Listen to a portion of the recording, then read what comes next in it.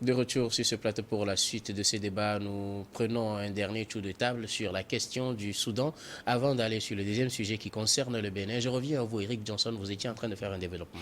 Oui, je dis, quand nous prenons tous les exemples des pays où il y a eu des coups d'État, c'est que les militaires veulent toujours garder le pouvoir. Et ils sont même prêts, à un certain moment, à sortir de l'armée carrément pour revenir à une vie civile et garder le pouvoir pour eux. On a vu en Libye actuellement. En Libye, au Rwanda, et un peu en RDC, ça s'est passé, etc. Vous voyez, c'est dire qu'il faudrait aujourd'hui, comme l'a dit le président Obama, il faut avoir des États forts. Nous n'avons pas d'État fort dans nos pays. C'est-à-dire que nos constitutions ne sont pas respectées. Les gens, ils profitent des situations de crise pour sortir de l'ombre et s'accaparer de la machine d'État, du pouvoir. Et donc, ils ne veulent plus lâcher quoi que ce soit et ils veulent garder le pouvoir pour eux, nonobstant tous les problèmes que nous subissons, parce que vous imaginez, aujourd'hui, c'est les pays, nos partenaires financiers, nos partenaires économiques qui se rétractent, qui rompent leur coopération avec ces pays-là, et c'est les populations qui en souffrent. Vous avez eu le cas du Mali, où même la CEDEAO, la communauté économique des États de l'Afrique de l'Ouest, qui est le premier partenaire économique du Mali, a également rompu sa coopération. Et on a vu que les populations ont subi cela pendant des mois. Et tout de suite, c'était quoi? L'inflation. Malgré tout ce que les gens racontent, que l'État malien a pu faire ceci, cela, c'est faux. Les gens ont souffert de cette rupture de la coopération. Hein? Et donc, c'est des situations qui n'arrangent pas les populations. Et je suis un peu perplexe quand mon confrère Joël disait tout à l'heure qu'on peut sortir de cette situation si les deux généraux s'entendaient. Ils ne vont jamais s'entendre. Parce que chacun voulait le pouvoir. On ne sait pas. Je ne sais pas si vous vous posez souvent la question aussi. Moi, je me la pose très souvent. C'est quoi il y a derrière ce pouvoir? C'est quoi il y a? Et quand les gens arrivent, y arrivent, ils ne veulent pas lâcher. Je n'arrive pas à comprendre. Est-ce qu'à un certain moment, on n'est pas fatigué de réfléchir pour tout un monde? Mais à un certain moment, vous avez fait ça pendant des années, quelques années, mais libérer le plancher, il faut que d'autres aussi viennent. Je ne sais pas. Ce qu'il y a derrière ce pouvoir, on ne comprend pas. On ne comprend pas.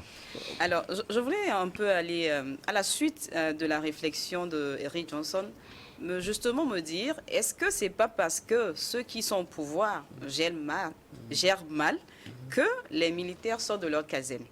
C'est en fait ça. En fait, c'est la raison qu'ils donnent généralement. Bon, c'est la raison qu'ils donnent généralement. C'est pour ça que j'ai dit qu'ils profitent des situations. Oui, mais ça veut dire autrement, gérons bien et puis ils s'en tireront pas. Parce qu'au fond, qu'est-ce qui se passe? C'est eux qui assurent la sécurité intérieure et extérieure. La défense, oui. D'accord?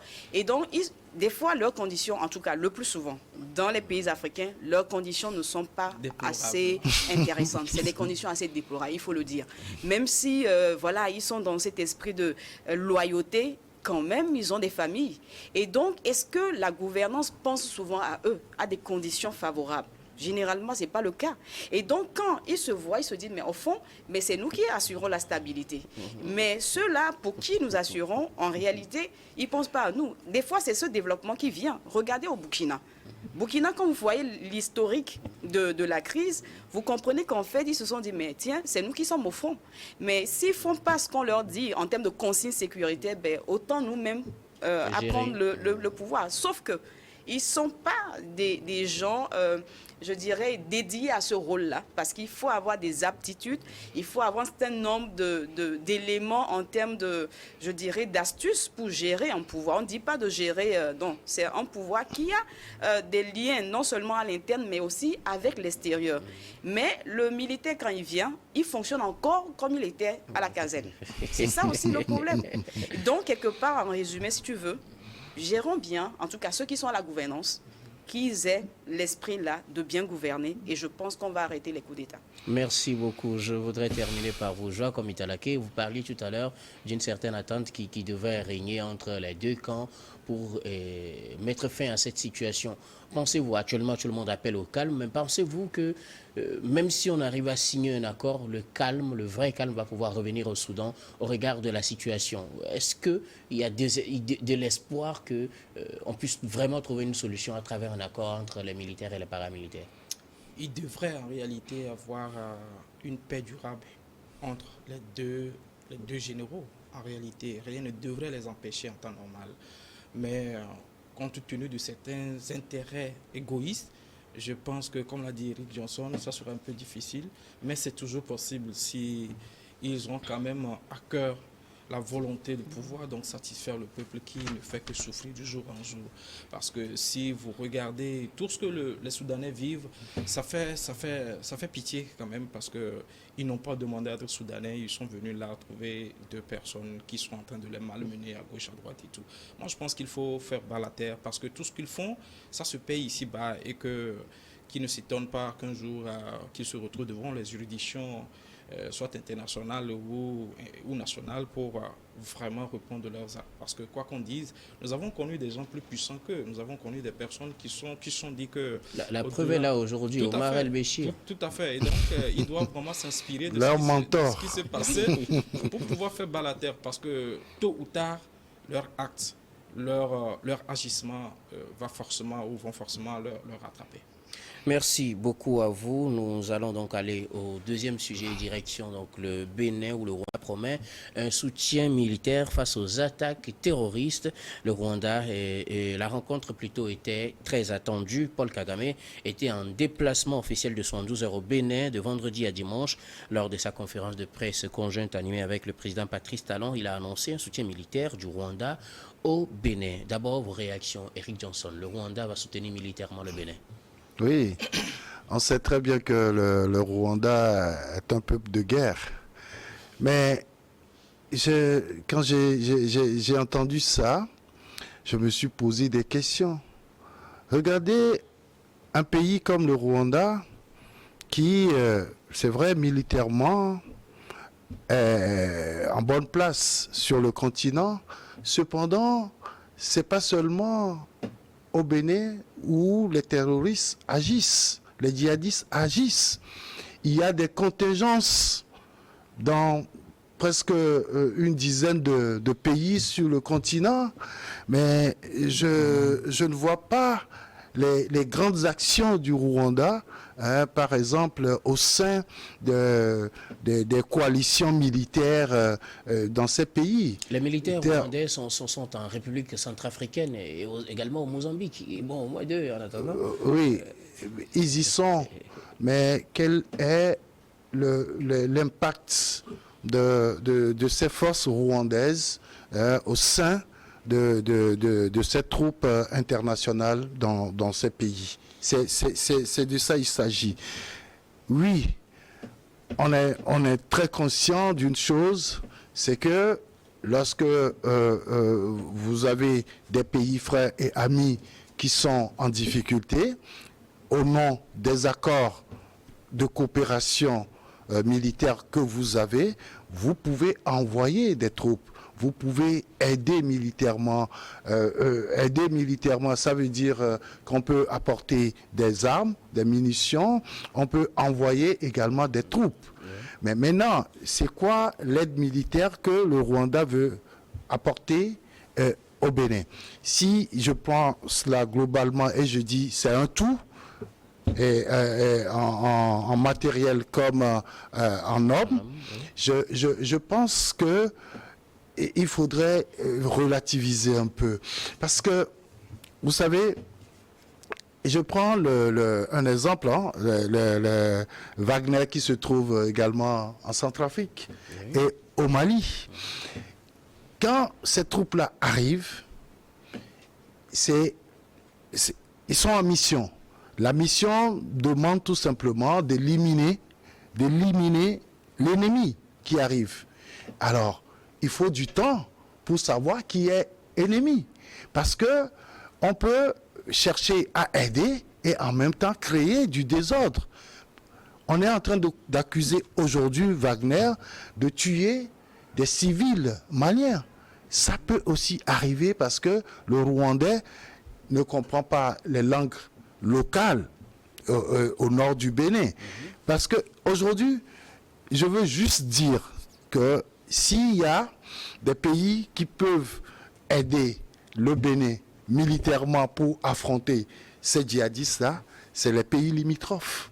Et donc... Qui forcément aussi ne comprennent pas toutes les langues du Nord Bénin. Toutes les langues du Nord Bénin, mais vous savez, il y a des imbrications ethniques et raciales au nord du Togo, du Bénin, au sud du Burkina, du Niger et tout ça.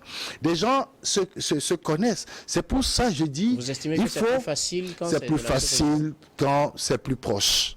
Quand les troupes sont plus proches, c'est plus facile. Moi, c'est que j'aurais peut-être souhaité que le Rwanda dise que je vais aider la sous-région militairement à combattre les djihadistes.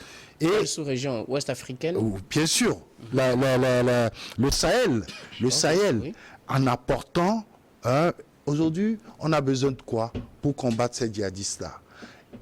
Une formation adéquate pour les militaires, les armes, et maintenant les troupes. Si le Rwanda veut apporter une aide militaire au Bénin, je crois que ça ne doit que s'arrêter au niveau de la formation et des armes, ce qu'on peut apporter pour appuyer les troupes. Mais que ce soit des Béninois qui soient sur le terrain pour éviter des gaffes. Si je me mets dans votre logique, les pays occidentaux ont appuyé les pays en crise en envoyant des militaires. On en connaît plein dans la sous-région, plein d'opérations. Est-ce que la même critique va à l'endroit de ces pays occidentaux? Bien sûr, bien sûr. Il y a eu des bévues. Il y a eu des bévues avec les troupes européennes. Dans le cas du MINUSMA, par exemple, on a accusé les troupes françaises d'avoir tiré sur des civils maliens.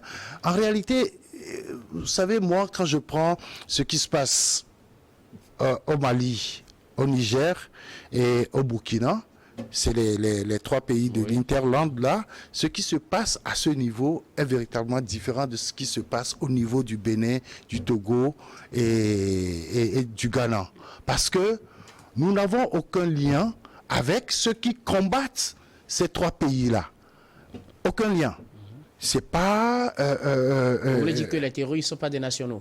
Les terroristes... Du littoral. Non, non du tout. Parce qu'ils viennent de l'Azawad, de la Libye, etc. Parce que c'est des gens qui revendiquent un certain territoire dans le Sahel. Tout a commencé par là. Et subitement, les groupes djihadistes de l'Asie sont rentrés dedans pour former, pour appuyer, pour donner des munitions et tout ça. Parce que, autrement dit, si le Rwanda veut aider le Bénin, je pense que ça devait être dans un cadre sous-régional et franchement, ça aurait beaucoup plus d'impact. Merci pour votre réflexion. Plutôt Dado, le Rwanda veut soutenir militairement le Bénin à faire face aux terroristes. Pensez-vous, comme Eric Johnson, que cette aide doit se limiter seulement aux munitions et à la formation sans envoyer d'hommes sur le terrain? Alors, d'abord, il faut préciser que c'est le Bénin qui a sollicité le Rwanda. Oui. Et donc, dans cette logique, naturellement, le Rwanda ne peut qu'interagir directement avec le Bénin, même si j'épouse l'idée d'Eric Johnson qui dit qu'en fait, il faut penser à une action sous-régionale. Je crois qu'on en parlait il y a 2 semaines sur ce même plateau où on disait qu'en fait, si aujourd'hui les pays, les États vont dans une démarche individuelle contre les groupes extrémistes, ils ne pourront jamais y arriver. Parce qu'en fait, il faut une action concertée. Et donc, je me dis que le Rwanda appuie le Bénin, c'est une bonne chose, mais ça ne serait pas suffisant pour régler le problème.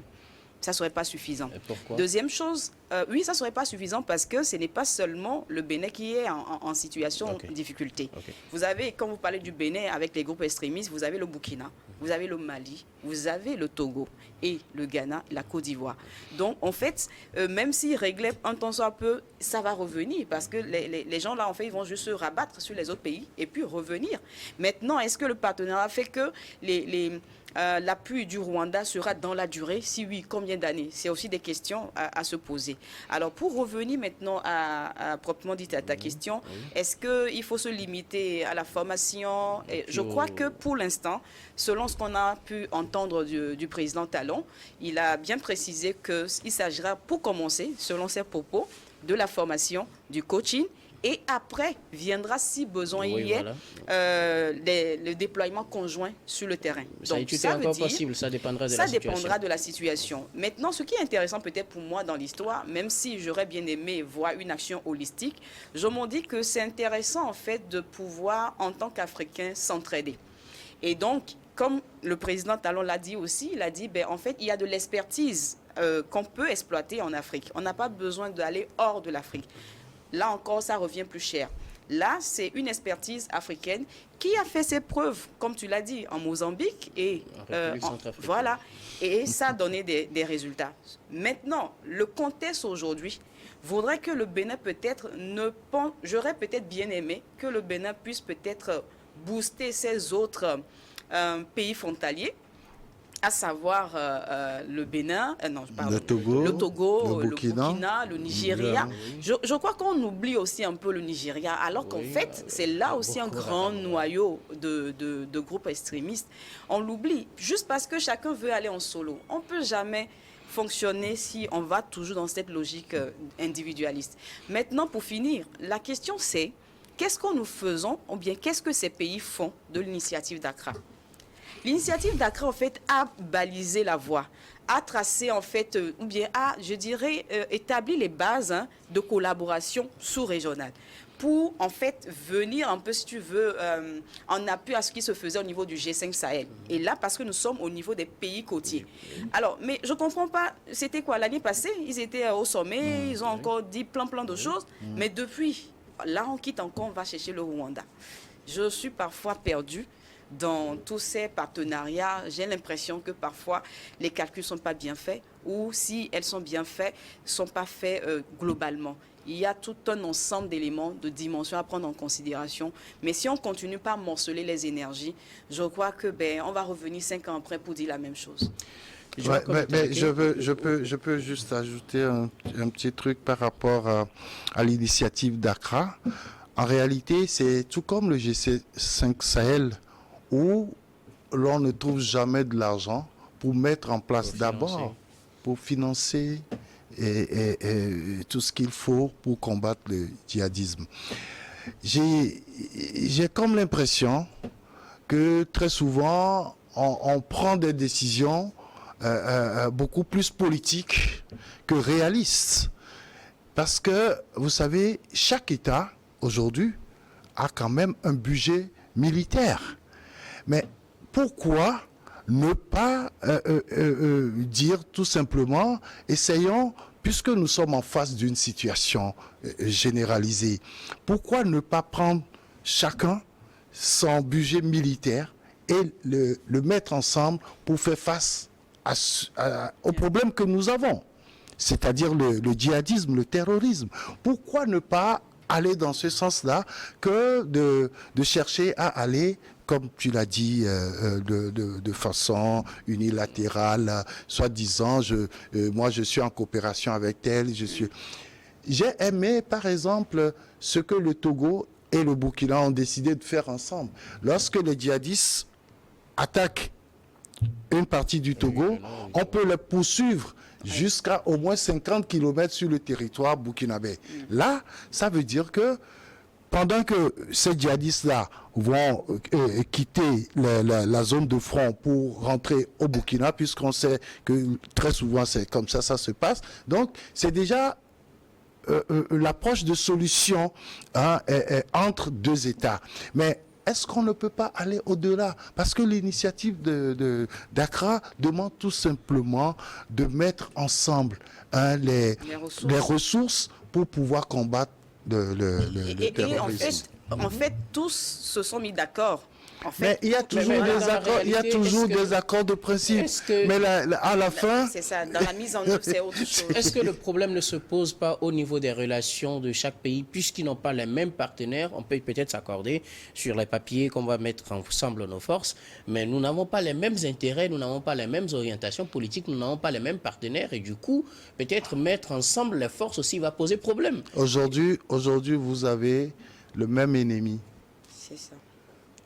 Oui, on a le même ennemi, mais on n'a pas les mêmes partenaires, on n'a pas les mêmes les partenaires seront là juste pour vous appuyer. Là, c'est des décisions politiques que vous prenez. Vous vous engagez totalement pour combattre l'ennemi commun. C'est simple. Je dirais même des décisions de destinée. Hein. Si oui. On parle quand même des nations. Les partenaires vont venir après. Donc, c'est là la question aussi est là. Est-ce qu'on est touché quand les gens décèdent sur le terrain?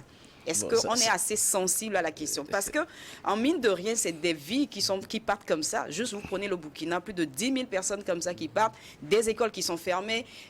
J'ai parfois l'impression que parce que ça ne nous a pas encore touché là directement, on n'est pas très chaud. Vous pensez qu'on ne prend pas vraiment la mesure de la Non, chose? on est parfois un peu lassé sur les choses. Parfois, si on a vraiment la volonté, on peut faire bouger beaucoup de choses. Et là, il va falloir qu'on repense un peu je dirais, notre sens de quoi?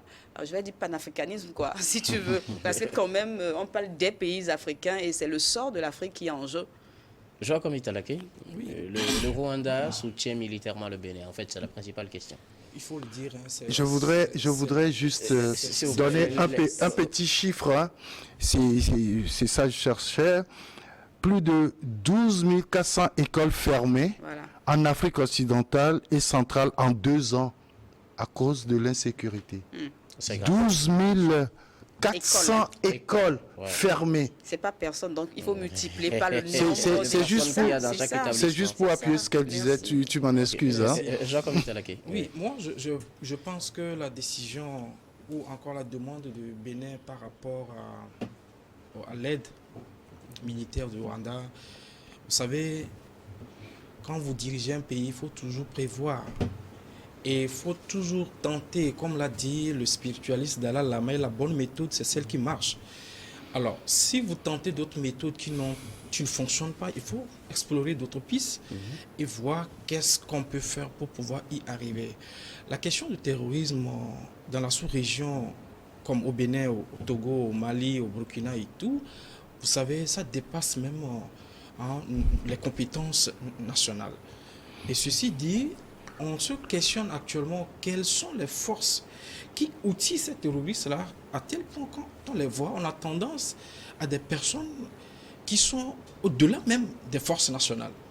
C'est-à-dire que lorsqu'ils utilisent des lunettes laser, des fusils de pointe, du matériel qu'on ne saura même pas fabriquer. Sophistiqué. Voilà, qu'on ne saura pas fabriquer, même en Afrique, si je peux me le permettre. Où est-ce qu'ils sont? Et où est-ce qu'ils trouvent ces outils? Et comment sont-ils ravitaillés? C'est là où il faut aller au-delà même de cette réflexion et dire qu'au-delà de ce que nous voyons, il y a quand même des accords qui lient ces terroristes-là avec certainement d'autres puissances qu'il faut maintenant essayer de voir. Alors, on s'est dit qu'il faut forcément une action sous-régionale, une action communautaire, une action internationale qui pourra, n'est-ce pas, essayer d'arrêter ces terroristes. Mais malheureusement, tous ces accords, mes prédécesseurs ont tout de suite parlé de l'accord, de l'initiative d'Accra. Alors, quelle est la force qui arrête ou bien qui empêche l'initiative d'Accra d'être mise en place? Officiellement, c'est le manque de moyens pour le moment. Tout à fait, je sais, mais ici, entre nous, sur ce plateau, vous n'allez pas me dire que le Togo, le Ghana, le Mali, le Niger, le Bénin, tous réunis, peinent aujourd'hui à trouver des moyens pour mettre en place tout le contenu de l'initiative d'Accra. C'est insensé, ça n'a pas de sens. Parce que lorsque des vies tombent, lorsque des gens, la vie, rien, en tout cas, rien ne peut être au-delà de la vie humaine. Lorsque des personnes tombent et qu'on me dise que on n'a pas de moyens de pouvoir mettre en place une initiative qui, en tout cas, qui devrait sauver toute une communauté, toute une sous-région, je pense qu'il y a forcément des choses qu'on nous cache. Parce qu'on ne peut pas nous dire qu'ils ne trouvent pas de moyens pour pouvoir mettre en place cela. Si cela ne tenait Où trouverait-il les moyens si leur budget, les budgets des États ne le permettent pas? On a vu le G5 Sahel qui a lancé des appels plusieurs fois, mais qui n'a pas eu les financements. Voilà, le G5 Sahel a eu le même problème. Voilà l'initiative de NACRA qui a été lancée, mais qui peine à décoller. C'est là où il faut forcément revenir et non seulement accuser ceux qui sont à la tête de nos pays, mais aussi leur indexer du doigt pour leur dire qu'ils sont responsables de tout ce qui se passe entre donc le terrorisme et le peuple. Parce que vous ne pouvez pas aujourd'hui diriger un pays et que vous puissiez dire que vous peinez à trouver un moyen pour pouvoir sauvegarder ou encore sauvegarder la sûreté de votre pays, de votre peuple. Ça n'existe pas dans aucun pays du monde. Et ça pourtant, c'est ce qu'on voit. Exactement. Pourquoi? Parce que je vous rappelle que notre espace aérien a été interdit de mise en place de radars. C'est-à-dire qu'aujourd'hui, il n'y a pas un espace africain qui est autorisé à exploiter ou encore à mettre en place des radars. Ça, c'est un point spécial qu'il faut noter. On nous interdit aussi certaines choses qu'on ne saura dire sur ce plateau. Qui nous interdit cela? Les gouvernants le savent. Et ce n'est pas à nous de le dire. Ils le savent. Ils savent qu'ils sont pieds et mains joints dans des situations qu'ils sont obligés d'accepter. En des thèmes clairs, que voulez-vous dire? J'ai du mal à vous suivre. J'ai été tellement clair que même Guillaume me comprend aisément. Les téléspectateurs ne comprennent pas. Vous savez, les téléspectateurs, ils sont plus intelligents même que nous qui sommes ici. Parce qu'ils voient au-delà de ce que nous disons. Ils sentent que la volonté qu'ont les dirigeants de nos pays d'Afrique se heurte à une volonté qui dépasse leur force. Mais il faut simplement leur rappeler que l'Afrique tout entière a besoin d'une sorte de liberté, a besoin d'une sorte d'interdépendance, a besoin d'une sorte d'une force pour pouvoir interagir sur tous les plans. Lorsque vous êtes au pouvoir, et que vous voulez mener une action et que vous êtes limité de mener cette action, je pense que votre vie et la vie de tout votre peuple est en danger. Et c'est à ça que nous luttons pour libérer les énergies au-dessus donc des États des pays africains, pour essayer donc de rabattre cette énergie vers le peuple pour que nous puissions pousser des souffles de soulagement parce que nous en avons réellement besoin. Merci beaucoup, Joa Komitalake. Nous allons marquer la pause puis le journal, puis on revient pour la suite de ces débats.